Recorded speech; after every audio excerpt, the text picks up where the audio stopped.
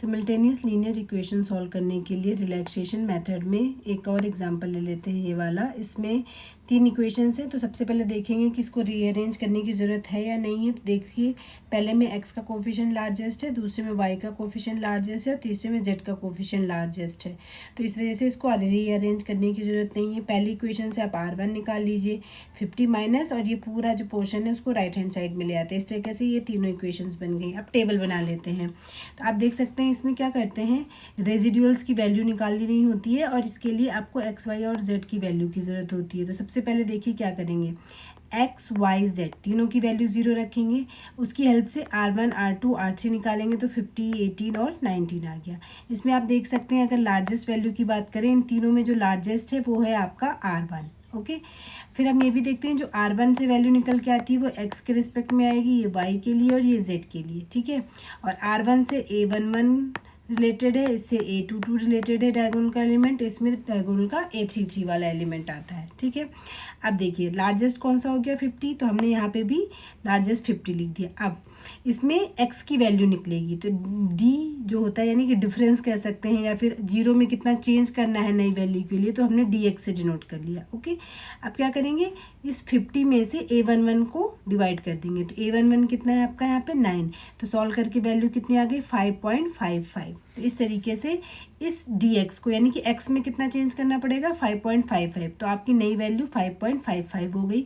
y में कोई change नहीं हुआ, z में कोई चेंज नहीं हुआ, तो आपने इसे एज इट इज़ रख दिया। ओके, नेक्स्ट हम बात करेंगे अब x की वैल्यू 5.55 हो गई है, y की वैल्यू 0 हो गई है, z की वैल्यू 0 हो गई है। तो इन तीनों वैल्यू की हेल्प से अब आप नए R1 R2 और R3 निकालेंगे। तो नए R1 R2 R3 की वैल्यू कितनी हो जाएगी, x y z रखेंगे इनकी हेल्प से। R1 की वैल्यू इतनी आ गई, R2 की वैल्यू इतनी आ गई और R3 की वैल्यू इतनी आ गई है। ठीक है, अब इन तीनों में लार्जेस्ट कौन सा है, R3 वाला। R3 किसके करस्पॉन्डिंग होता है, Z के करस्पॉन्डिंग होता है।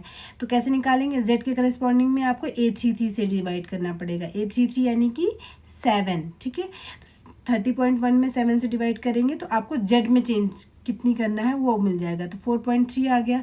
तो आप देख सकते हैं नेक्स्ट रो में x की वैल्यू में कोई चेंज नहीं होगा, y की वैल्यू में कोई चेंज नहीं होगा, लेकिन z की वैल्यू में ये वाली जो नई वैल्यू है उसको पिछली वाली वैल्यू से ऐड कर देंगे। तो 0 + 4.3 4.3 आ गया। अब जो नई वैल्यूज़ आई हैं वो आपकी x की ये हो गई, y की ये हो गई और z की हो गई। ये सारी वैल्यूज़ आप इनमें सब्स्टिट्यूट करेंगे और आपको नए R1 R2 और R3 मिल जाएंगे। अब इन तीनों में हमेशा ध्यान रखिएगा, जो लार्जेस्ट वैल्यू देखनी होती है उसमें हमें मॉडुलस देखना होता है, माइनस प्लस नहीं देखना होता है। तो इसमें देख सकते हैं सबसे बड़ी वैल्यू कौन सी है आपकी 25.35 है, ये वाली वैल्यू बड़ी वैल्यू है। अब ये किसके करस्पॉन्डिंग है, R2 यानी कि y के करस्पॉन्डिंग है। तो y में आपको चेंज मिलेगा, तो y में चेंज के लिए आपको A22 से डिवाइड करना पड़ेगा।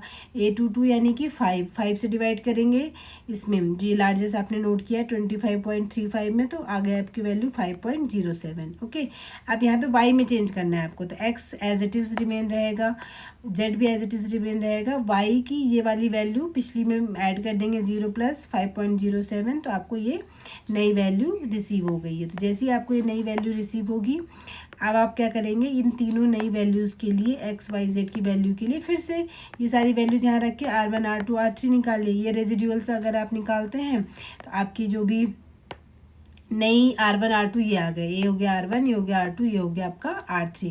इन वैल्यूज़ के बाद अब आपको क्या करना है, लार्जेस्ट देखना है। तो लार्जेस्ट आप देख सकते हैं, साइन की बात नहीं करें तो 10.14 आपका लार्जेस्ट हो गया, ये लार्जेस्ट हो गया, तो आपने यहाँ पे नोट कर लिया। किसके करस्पॉन्डिंग है, R3 यानी कि Z, यानी कि किस में चेंज मिलेगा आपको, DZ में। तो चेंज निकालने के लिए इस लार्जेस्ट वैल्यू में A33 यानी कि 7 से आप डिवाइड कर देंगे। तो 7 से आप डिवाइड करेंगे तो आपका आंसर देखो माइनस में है ना ये वाली वैल्यू, तो इस वजह से -1.44 मिलेगा।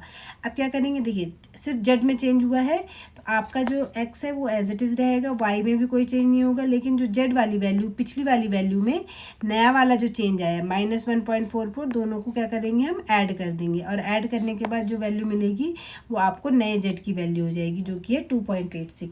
फिर से आपको नए x y z मिल गए, इनकी हेल्प से R1 R2 R3 in equation से आप निकाल लेंगे। इसमें फिर से लार्जेस्ट को नोट करेंगे, तो लार्जेस्ट आप देख सकते हैं इसमें 7.33 है, 7.33 यानी कि R1 यानी कि x के रेस्पेक्ट में, तो यानी कि अब की बार x में चेंज होगा। तो x में चेंज करने के लिए आपको A11 से डिवाइड करना पड़ेगा, यानी कि 9 से डिवाइड करेंगे तो वो क्या आया 0.81। अभी प्लस में है तो इस dx नए x की वैल्यू के लिए इस वाली वैल्यू को पिछली x की वैल्यू में प्लस कर देंगे, तो जो कि नई की वैल्यू आपको x की ये देगा। बाकी जो पुरानी वैल्यूज़ है वो आपकी एज इट इज़ रह जाएंगी। फिर से R1 R2 R3 निकालेंगे और ये काम तब तक करा जाता है जब तक कि R1 R2 R3 की जो वैल्यू है वो 0 के आसपास नहीं आ जाए, ठीक है। बहुत नेग्लिजिबल ना आने लग जाए तब तक आपको निकालने होता है। और जिस स्टेप में आ जाएगा तो वहाँ से, जैसे कि अगर मान लीजिए आपको बोला जाए कि हमने 1 2 3 4 5 6 इटरेशन किए, तो 6 इटरेशन में के अकॉर्डिंग आपकी x की वैल्यू ये हो गई, y की वैल्यू ये हो गई और z की वैल्यू ये हो गई।